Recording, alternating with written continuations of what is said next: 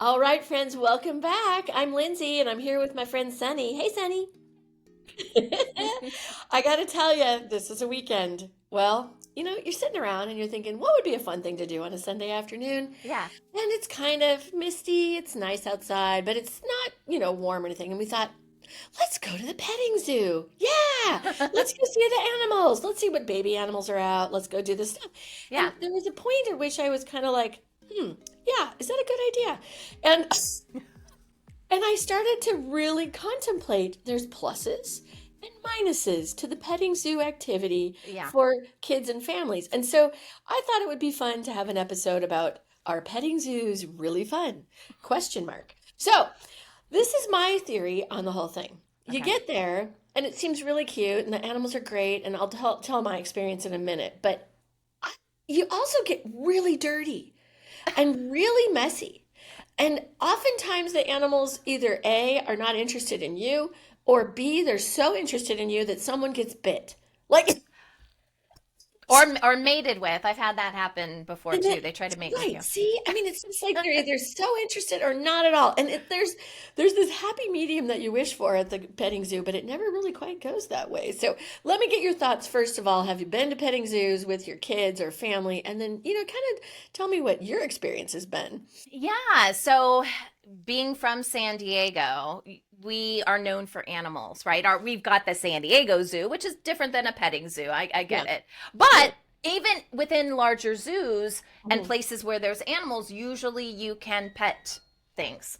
You Yes. can pet the animals. You can interact with them in some way. Interact with them. Yeah. Yeah. And so, like, we have this place near us that's technically a farm that we go to usually around the holidays. So they've got stuff in the fall Yeah. and also, around like Christmas time. And it's really pretty.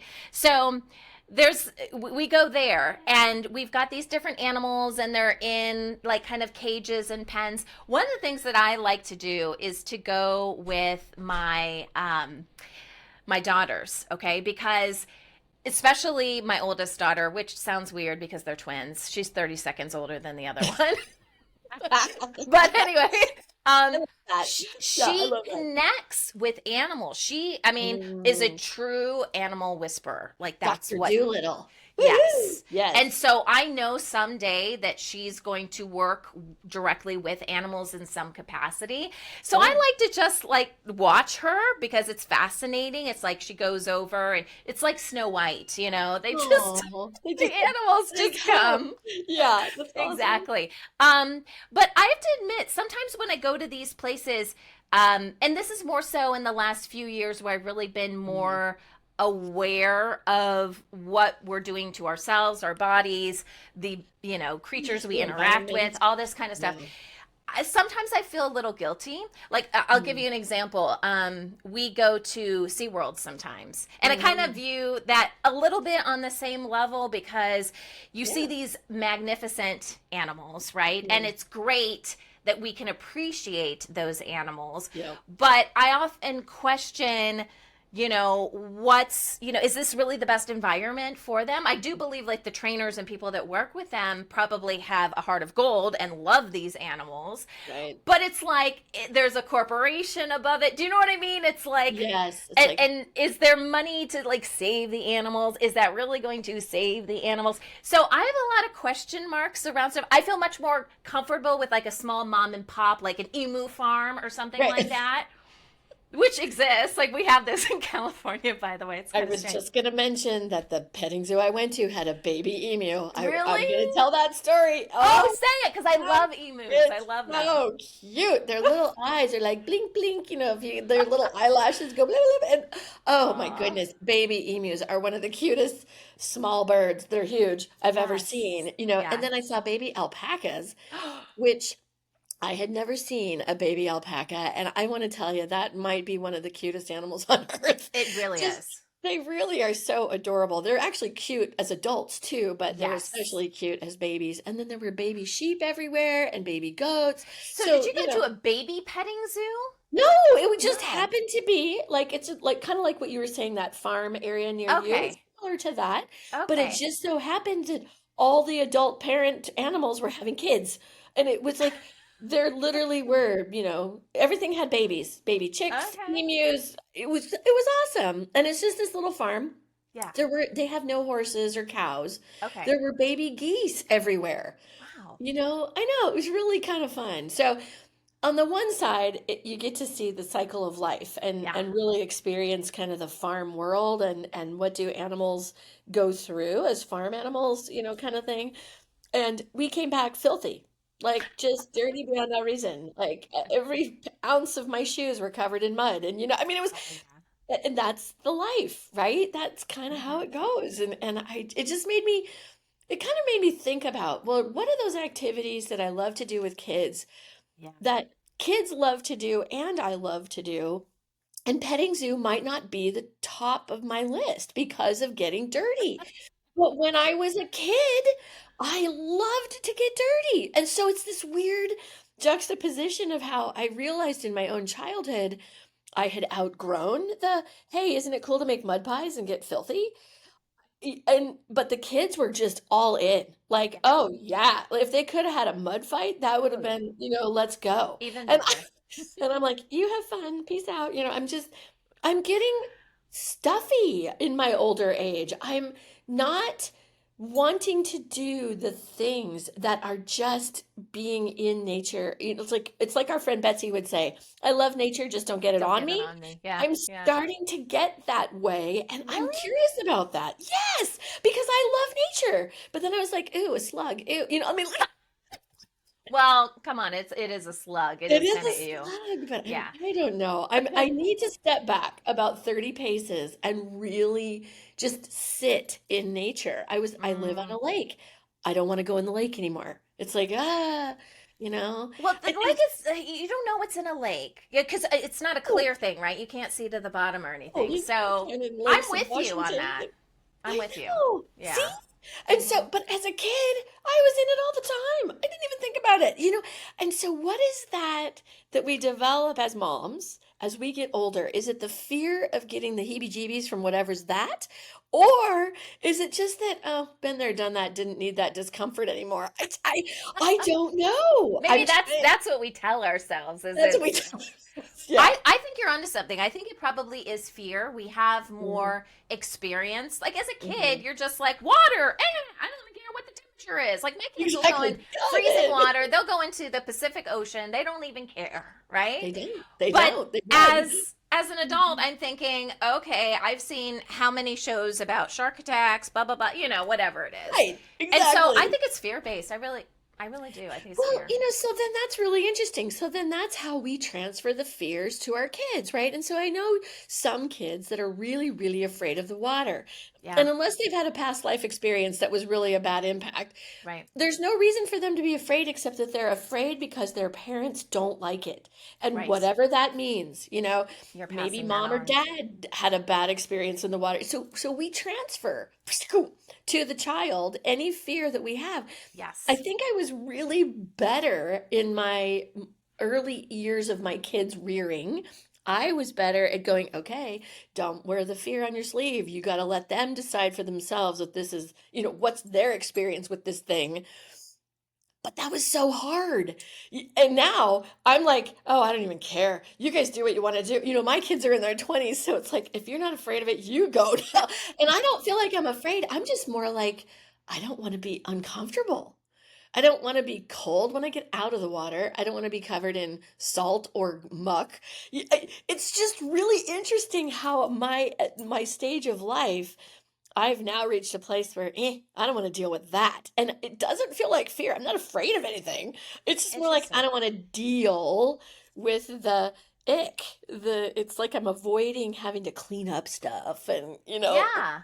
Well, but because that probably was always my because job. yeah, I was just gonna say that you have been a caregiver your whole life. Like I feel that way. I'm like, There why you would I go. make more of a mess? I already have to clean this. I already have to do this. So that Right. may be even something more. And if you think about it, Yeah. it's not a hard and fast rule, but if you think about it, it's usually the moms that are more precautious and more like, no, I'll stay back or I'll do that. And I wonder if that is part of it. At least in my family, it's my husband that would just go into the water and do whatever. He doesn't care. I'm like, nah, A, I don't know what's in there, and B, I don't want to get ick on me. See? So yeah, Exactly. So yeah. it's just really interesting. So if you're out there as an audience member and you're a young mom and you've got younger kids, like 5, 6, 7 years old right now, try your level best not to put your fear into the things Right. that your kids are going to experience so that they can have their own experience. That's right. You may have been tossed off a perfectly good horse.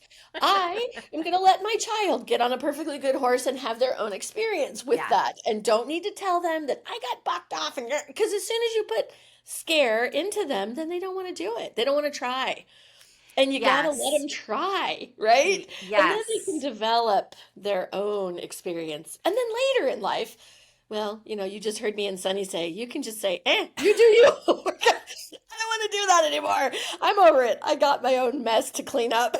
Yeah. The other thing to keep in mind too is, what you say Yes, physically is one yes. thing, but Oh, it's even the emotion and the energy that the, you're mhm. feeling Yep, is, we talked about this a little bit when we talked about scary movies, right? It's like, it's that totally. energy Yeah, about it. So don't think it's just, oh, I didn't say anything to my kids. you're They right. can sense how you're Yes. reacting to a situation, and that's the hardest thing, is like, how do you hide that? Because that's It, just how you naturally feel, You right? know, it is. And so, really, honestly, if you're heading into something like take swimming, I think that's Hmm. a common one. A lot of Yes. moms or parents have struggled somewhere in their lives with swimming, whether it was the world's worst swimming instructor, someone who threw them Hmm. into a pool, they Yeah. got cold and hated it, whatever. Swimming is one of those things that's kind of hit or miss. And oftentimes, we will transfer to a child, you don't want to swim because we don't want to swim. Right? So let's just say you would like for your children to enjoy swimming. Take 3 deep breaths before you even invite them to go. It's the invitation. It's all about how you perceive it and make it sound when, like you were just saying, Sunny, if I am terrified of water, I for sure am going to have my kids learn how to swim, right? I mean, that would be my angle, but I know it's like, oh, I'm not going to do it. So you got to take 3 really big deep breaths and go, okay, kids, it's time to learn how to swim, and put some energy behind it that sounds like this is going to be fun. This is different. And when they ask you, why don't you swim, mom? You can say, I'll talk about it later. Just later.